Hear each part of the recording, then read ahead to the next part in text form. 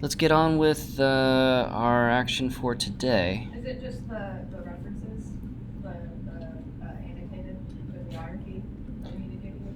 Annotated bibliography, and then like a first draft of a research question, and it can genuinely be in any state at all. Like, if it's not fully developed yet, it really is a first draft of your research question. This is a very stressful thing for some students, so I'm trying to pull all the quills out of it. Yeah, between the top level outline and a research question, that's enough to get some things rolling, even if you're not totally clear on all the details yet with your advisor. So those two things, yeah. And again, this class is extremely flexible to your timelines. Everybody's at a different spot, so don't worry about like late penalties or stuff like that. Just send it in. Let's see.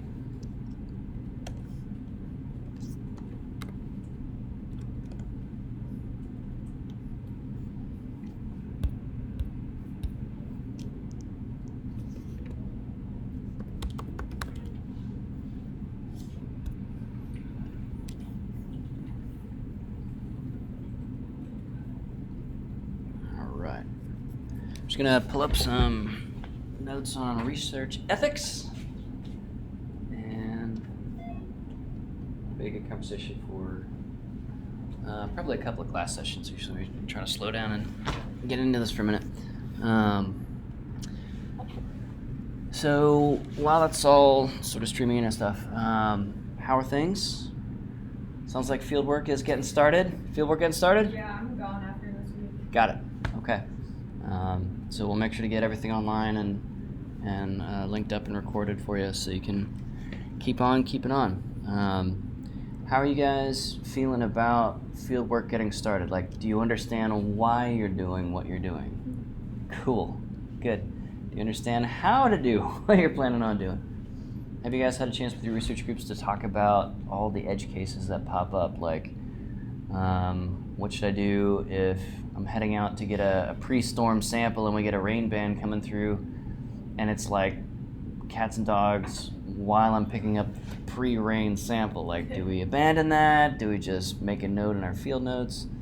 Like, all the random stuff that doesn't always go to plan with weather and wildlife species. You guys talk through a bunch of those edge cases and what to do? And all of my sites have prescribed burns and have cameras. Okay. So that's like a fiasco last year. But so then this year I emailed everyone, got all the contacts. So now we just have to hope that they tell me when we're doing burns so I can. Right on. And those have been recent contacts? Yeah. Good. All right, good. Last year. All right. Well, this might work out. Maybe.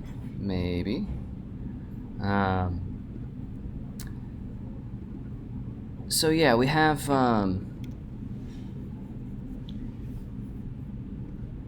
couple important things to get into next year.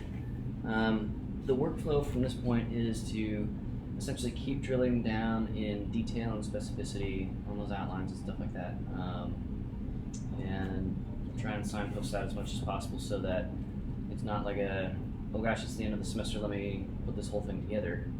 If you're sitting down with it a couple times a week and just pouring in some things here and there, it's super boring. It doesn't feel like you're making a lot of progress, but you'll see your page count go up pretty rapidly. You'll see your thoughts organize pretty rapidly into a cogent narrative, kind of the storytelling side of things. We don't have time to get into science communication, like the science storytelling skill set, until a little bit later in the semester.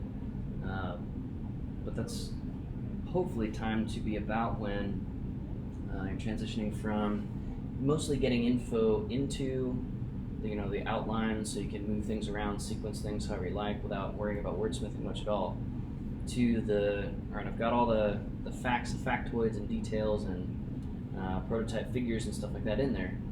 Now let me arrange this into sort of a cohesive and interesting and engaging story. So that'll be around the halfway mark to the 2/3 mark of the semester coming up. a little bit after spring break. Our semester will be pretty truncated by that point. So usually in chunks of April, you guys are out like full speed doing field work and stuff like that. So we'll actually stop meeting briefly, typically in April, so that you have a chance to do field work and stuff like that. And then we'll meet for a couple times at the end of the semester to present and practice giving a seminar of your thesis proposal, or eventually your thesis defense seminar and stuff like that, to kind of demystify that process and just get some practice and some useful skills and tools along those lines. So that's the big picture on where we're going with that. And let's see. There we go. Yeah. In the meantime, let's kind of take a step back from that. We're simultaneously with working on outlines and field sampling, which feels a little cart before the horse, like writing a proposal while you're already collecting stuff. Whatever. That's how it works sometimes. All right. Let's get into ethics in research. So,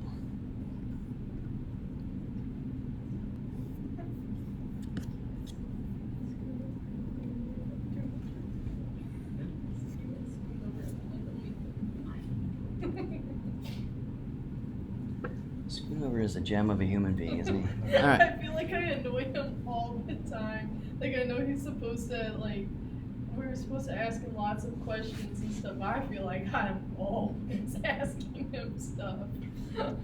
Do you feel like it's questions you're supposed to already know the answers to somehow, magically? Sometimes, yeah. All right, we call that imposter syndrome. That's normal, and we're gonna fight through that, because the danger of that is that you don't ask questions. Yeah. You know, like if you're feeling, not that you would feel this way, but like feeling shy or bashful or embarrassed or incompetent, there are lots of different sort of flavors of imposter syndrome, and it's very, very real, and it's a thing. So it bears proactively managing it, for sure. All right, so let's talk a little bit about ethics and research. This is more of a lecture kind of thing versus a discussion, so we'll just kind of get through most of it as fast as possible. But at the same time, you know, we can't give short shrift to like ethics in research. We don't want to be the Nazis. So there's professors have to go through training on this every once in a while as well.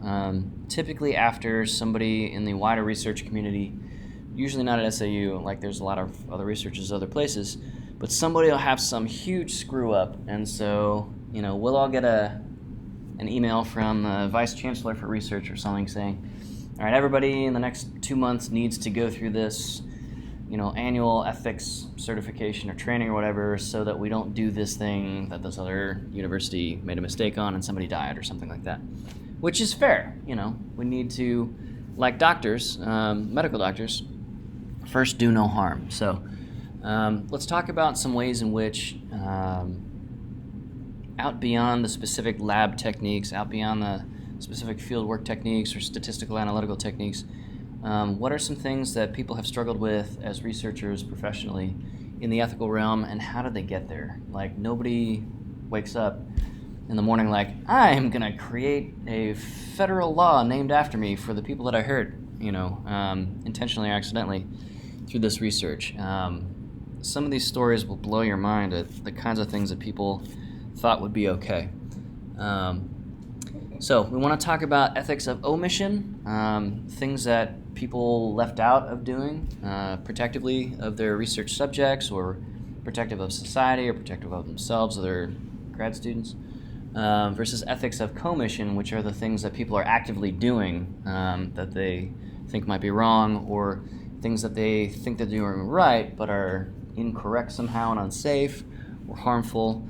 Lots of different ways that things can go wrong. So in looking at some of these obvious examples, we got to remember throughout that at some point, you know, doing this thing that we're all laughing at them for, or shaking our heads and being like, this is ridiculous, how did this ever get here? Like, at some point, it seemed like a good idea to somebody.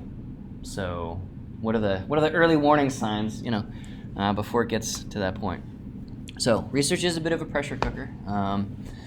In some places, some universities more than others or less than others will put a lot of publish or perish is the phrase, types of pressure on researchers. So that's on graduate students, on full-time research associates like Researcher 1, 2s, and 3s, or this is the system that SAU uses, and then faculty members who can be full-time teaching and never touch a research lab, 50-50 research and teaching like most of the folks in forestry, and then full-time researcher-appointed faculty members who never really teach a class. They just do research projects, and they do a lot of them with a lot of grad students, and it's a lot. And because a lot of research is funded not in regular, stable, normal sources of money, but by grants, the researcher has to go out and chase money down, put out a bunch of grant proposals with a relatively low success rate. So for every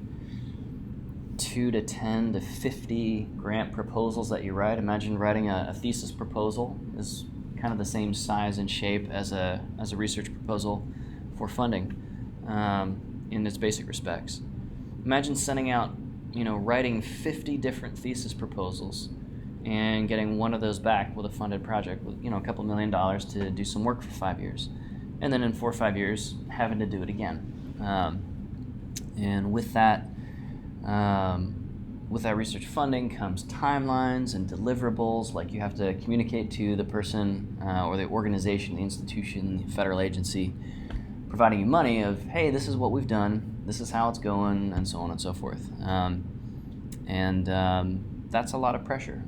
People get pretty wigged out by dealing with the federal government, for example, as one funding source. So it can lead to some questionable ethical decisions if a research project doesn't go or turn out the way that somebody expected or felt like they promised in a research proposal. And so it can put people in a bad spot. So there are a couple of different ways in which that getting to the bad spot happens. Misfeasance would be things like doing something but doing it the wrong way. So sloppy work, careless mistakes, rust quality control, pushing you out into the field without adequate safety training or technique training.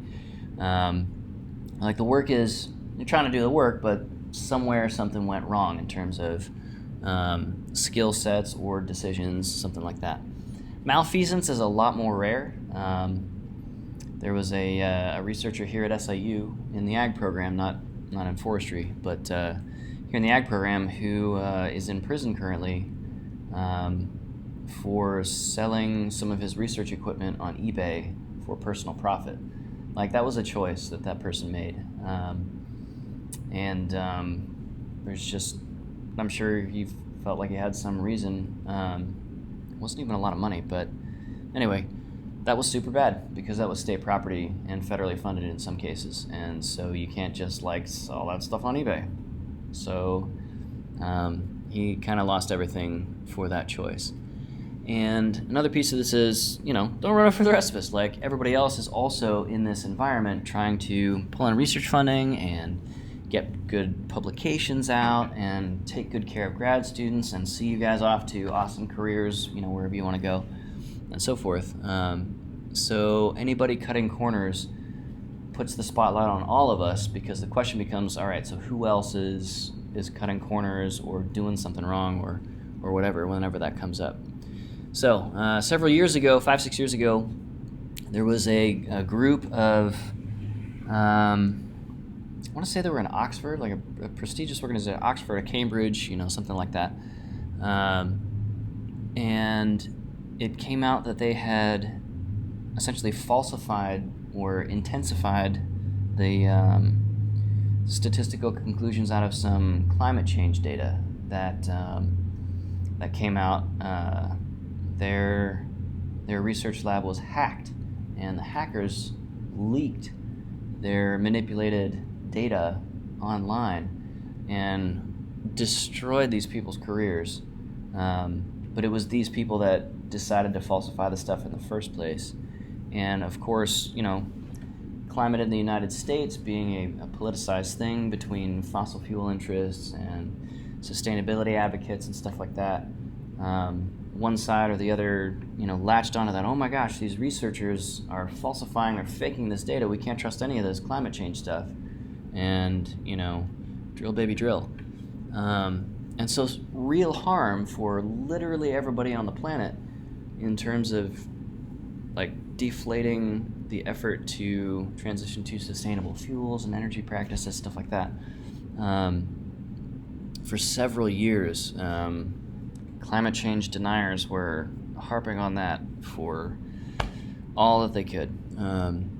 So the harm can go way bigger than the fear or concern that the unethical behavior was trying to address in the first place. So if you feel for an instant like anybody in any way is trying to pressure you, hey Michael, come on in, trying to pressure you to do something that you're not comfortable with, or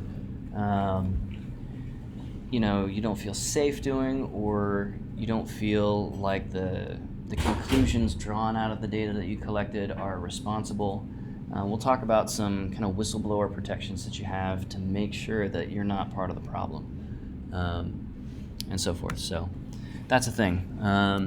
As scientists, as researchers, as professionals who are literally in the business of uncovering or generating truth, data, things that are true, that confers a kind of power with or over people, depending on how you nuance it. And with great power comes great responsibility and all that Peter Parker stuff. So one of the questions that comes out of that relationship of, as a researcher, you have some power. The things that you say, the conclusions that you draw out of big data sets and communicate to people like farmers that you're working with, for example, that is real power with those farmers. Or it's real power over those farmers, again, depending on how you set up that relationship. So that leads to big questions like this. Are we ever justified in risking harm or injury to participants? And in the past, some folks have answered that question in a fairly distressing way, with, thinking, gosh, in order to do this medical research, the physician's knife must cut in order to heal, etc. You can imagine some ways in which that can be abused. So let's talk about them.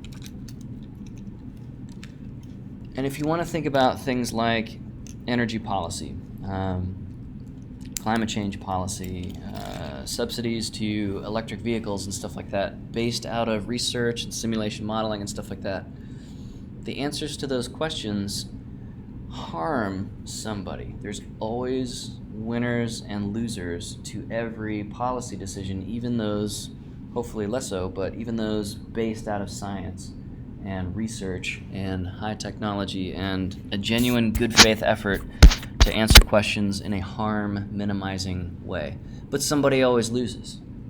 And so with your research, you gotta, especially as you move from a research technician role to a research director type role, you're not going to be a grad student forever. You're going to go off and start leading teams of people to do stuff. At times you have to take a step back from the day-to-day work and ask, all right, who does this work directly affect? Working on a tile drainage project, or wascobs, or something like that, or riparian buffers or something like that, that certainly affects the farmers. But adoption or rejection of one practice or another also affects literally everybody downstream. It also affects people who are unborn, like generations who are going to come after us, assuming we don't totally wreck the planet and stop reproducing right now. There are some UN-directed research efforts that suggest that human population is already starting to crest now and won't even hit 10 billion. The decisions we make out of research, the decisions we make while doing research, affect people that don't even exist yet, to the extent that they're going to have to live on and work those same farm fields and so forth. So obviously, we're going to try for maximally sustainable practices, but is it truly maximally sustainable, or is it maximally sustainable based on a whole bunch of assumptions that we haven't really pushed back against or tested? So those are pretty subtle questions, and those get easier to recognize and answer the more you sort of get into this stuff. Working with wildlife will certainly raise a lot of these questions as well. So in your professional practice, think about whatever application of this question makes sense for you, in the sense of, even on some of these farm fields where we're testing erosion control procedures, and we have to have a control procedure of just letting the rill erosion form, the gully erosion form, and seeing what those rates are and so forth. You can ask yourself, do we really need to do that? Or can we test some new erosion control procedures against what is already the gold standard, the best way we know how to prevent soil loss on farm fields? We'll put that in as our control. And if we can beat that, great. We'll adopt this new technique and do even better than our current gold standard. And in doing this research, we haven't had a total method blank, so to speak, control of no soil erosion mitigation procedures at all. So that's an ethical decision as well as a statistical one. Do I just try like blank controls, method controls, sham controls, gold standard control versus my experimental treatments? Any one of those four is a different level of soil damage happening. If you want to think about it, a different rate of soil damage happening. So you as the researcher, eventually, you get to pick. Am I going to do a bare control, meaning a Wild West approach to soil erosion for that particular field, or am I going to go with gold standard? There are meaningful choices to be made there. So express the dignity of a thinking, ethical, reasoning human being and make those careful and difficult design choices when they come up. Some of the basic principles across all fields of research are, first, if we have to do harm with control measures, for example, or allow harm to happen when we could prevent that with some kind of an experimental treatment, for example, we're going to minimize that. Go with no unnecessary harm and nothing irreversible, certainly.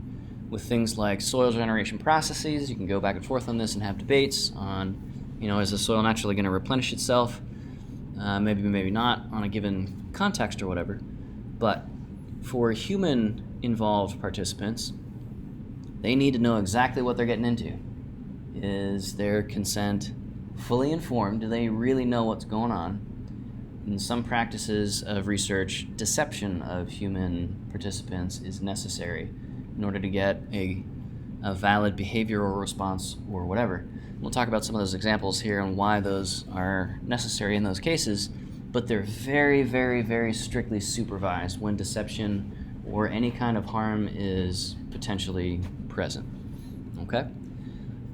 This and the oversight's pretty tight on this. The Human Subjects Committee on campuses is composed of researchers from all sorts of different disciplines, and they see your entire explicit research plan.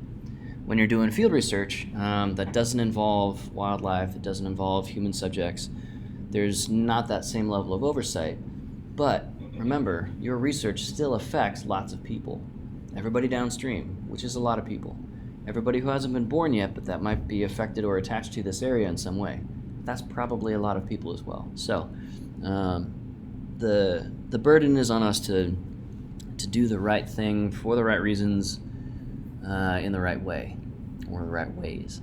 So for human beings, it's got to be prior consent. And the reason for this will be obvious when we get into it. And it's finally got to be voluntary. We can't run these days, we can't run experiments on prisoners or children or neurodivergent people incapable of giving consent. Might be one way to say it. So it's got to be all of those things. Also, if there are human subjects involved, or if there are archaeological sites involved, or if there are rare, threatened, or endangered species involved at the state or federal level, you have an ethical duty and a legal requirement to see that those data are never released, to destroy the source data or fully anonymize the source data if necessary. This means storing your research data on an encrypted drive. Are your research data encrypted? Does somebody have to have like a couple different passwords in order to access your data, or is it just like you open the lid of your computer and it's all right there? Laptops get stolen, right? That's the thing. So as lame as it is to have to encrypt your research drive or data volume as an encrypted file inside of an encrypted hard drive, that's a thing. And whatever your boss or you, the research director, eventually, sorry, my eyes are all puffy. Whatever is stipulated in the research proposal that brought in the grant money that's, supporting the project and stuff like that, whatever that promise was, that needs to be honored as the minimum of what's done in terms of data security and so forth. If you guys have ever been offered a couple of bucks for, or like a $10 Amazon gift card or something like some small trivial amount for participation in a research project, like a survey, for example, then we'll talk about why that compensation, that prize, or that recompense needs to be very, very small. When you get people signing up for research project after research project to pay rent or something like that, that's a huge, huge, huge problem. It's a kind of self-abuse in the hands of a researcher by the research participants. So that's why it's always a very small gift card if you get one ever. So let's talk about the kinds of harm. I'll pick this stuff apart a little bit. Straight up physical harm. So for example,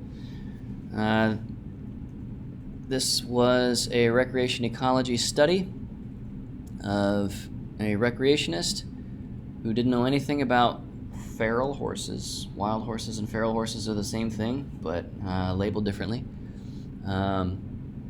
And to the researchers who were conducting this and collected this video data, those horses were in just about ready to kick that person's head in mode. And so not intervening in that constituted harm to that research participant, even though nothing happened, because the researcher allowed that person to come into a place of potentially lethal harm very easily. That situation could have gone very differently. So another kind of harm, like physical harm that can happen, would be resource harm.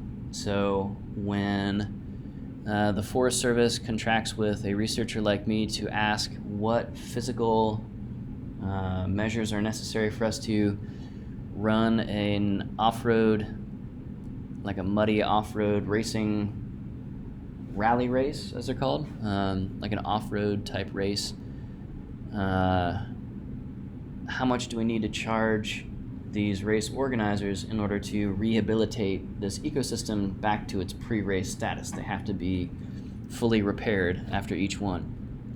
And sometimes as the researcher you have to say, there is literally no way that you can restore this to its pre-impact or pre-injury condition. Some things are just one way. In the same way as if you took a sledgehammer to a petroglyph, you could probably glue most of the parts back together and like paint it, but it's never going to be the same. And so sometimes the harm is irreversible, and you have to stand up and say that as the researcher if you know that to be the case. The reason for needing to stand up these days is because other people have ruined it for us. The Tuskegee syphilis experiments were... So syphilis is an absolutely debilitating disease. It is treatable with basic antibiotics, but it has incredibly horrible physical symptoms, including madness. Like, it drives you crazy, among other things. And back in the bad old days, in the 19-teens, 1920s, 30s, 40s, and 50s, it was pretty cowboy in terms of protections for people. So in this case, melanated African American folks were deliberately infected with syphilis and then monitored over time to see the pathology or the progression of the disease over time, because they didn't have good sort of well-controlled or systematically collected information on that. They just knew that some folks got syphilis, and for some it was bad and others not so bad. And does this get worse, or does it just sort of get bad and then stay how it is? They didn't know that stuff. So they gave a bunch of people syphilis, and they were African Americans in the 1920s, as well before the Civil Rights Movement, and like they didn't have much choice or say in it, no control over their own safety or health, and in a lot of cases, after the antibiotics that could be used to cure syphilis, like penicillin, those test subjects were still left untreated to see the progression of the disease. And I mean, it got up to the point, I think it was Bill Clinton apologized to the Tuskegee syphilis survivors and their families, because, you know, these people's lives were ruined. I mean, imagine if some doctor across town got the idea that they wanted to study HIV, and so you got a needle stick, and now you have HIV for the rest of your life, like, because somebody wanted to answer a research question. Like, that's basically what happened here. And obviously, super bad. And as a result of this, organizations like Congress got involved and stepped in and said, okay, well, obviously you can't do stuff like this, and we're going to make a law because somebody ruined it for everybody, doing horrible things to actual people. The United States military has done the same thing with soldiers. Following World War II, we didn't have a good sense of, you know, what's the potential harm to the American public of radioactive bromine raining down on us as nuclear fallout. You may be familiar with the Fallout series of video games, or radioactive iodine isotopes, which is why we have iodized salt, to push the radioactive iodine out of our systems by replacement. And some of those soldiers, some of those poor ground-pounding GIs didn't have any say in the matter. They were just injected with pretty heinous doses of radionuclides, and then just everybody stood back and watched what happened. I mean, just absolutely unbelievable. In the 1950s, Eastman Kodak, the film company, back when cameras all shot on film, they discovered that the United States government was doing a whole bunch of secret military nuclear tests. So this would be like Bikini Atoll and stuff like that, where these radioactive particles were getting blasted up into the stratosphere and then circulating all around the world and just low-key raining down on all of us.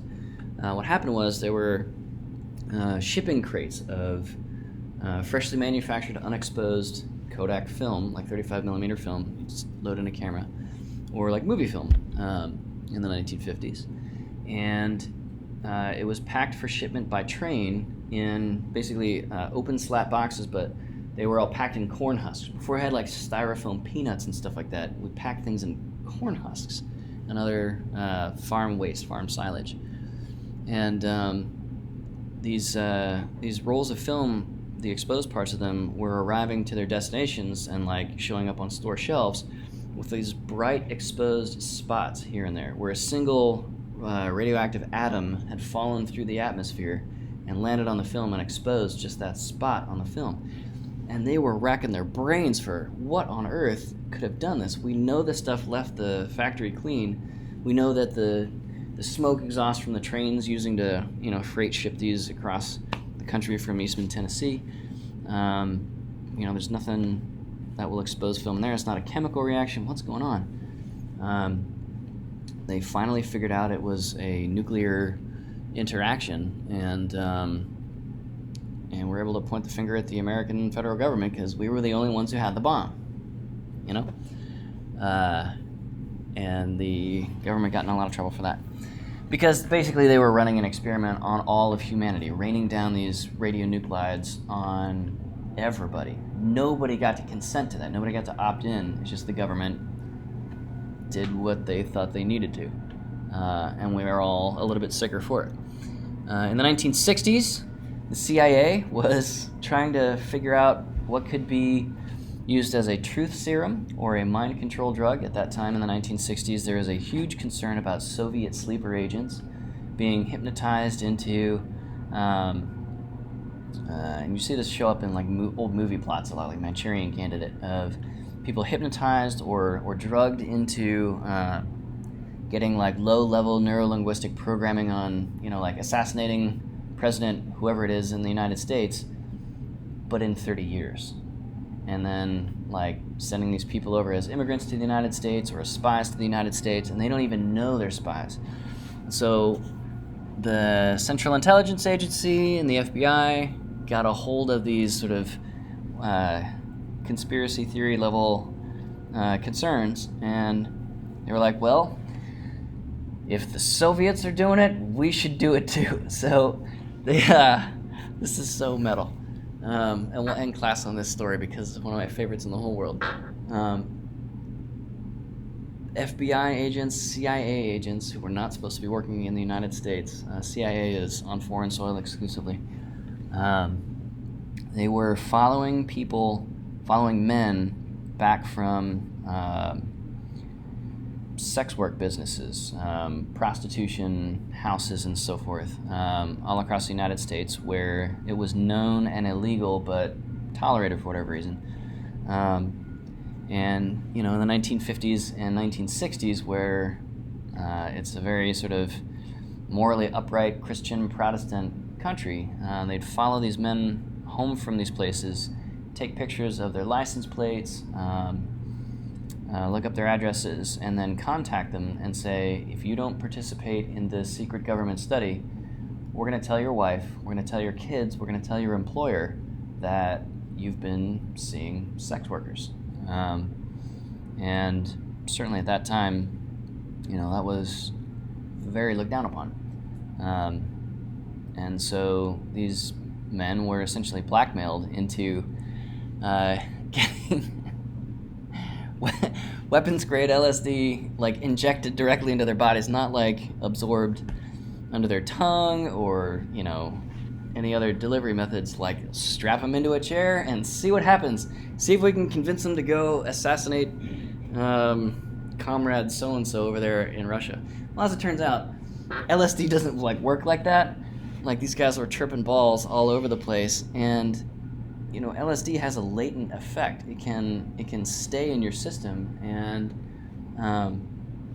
when you burn off some of the fat that you were accumulating at the time when you took it, you can actually go back on echo acid trips like years later, decades later. And to the extent that the LSD has broken down into some other molecule, the side effects can be absolutely horrendous. At that point, you're not experiencing an LSD trip, it's some LSD metabolite or thermochemical breakdown version of. So, none of this stuff was regulated, none of it was ethical. People's lives are destroyed by this kind of thing. I mean, imagine getting blackmailed and then going on a drug trip and you don't even know what LSD is and thinking you're insane and then having to go back to your family and stay quiet about it, right? This ruined people's lives, like a lot of people's lives. And this was not okay. So if you ever are on YouTube and you see a YouTube short on like MK Ultra or something like that, there's these bizarre 1950s and 60s stuff when like the James Bond plots weren't really outlandish. It was like what they were trying, and so forth. So we'll end it with that a couple minutes early. We'll get into psychological harm next time with catching people having sex on your wildlife cameras or something like that. That is not a hypothetical. That is unfortunately real. On that note, we'll see you guys on Thursday. I'll see if I can get those Dropbox links fixed. Okay. Here we go.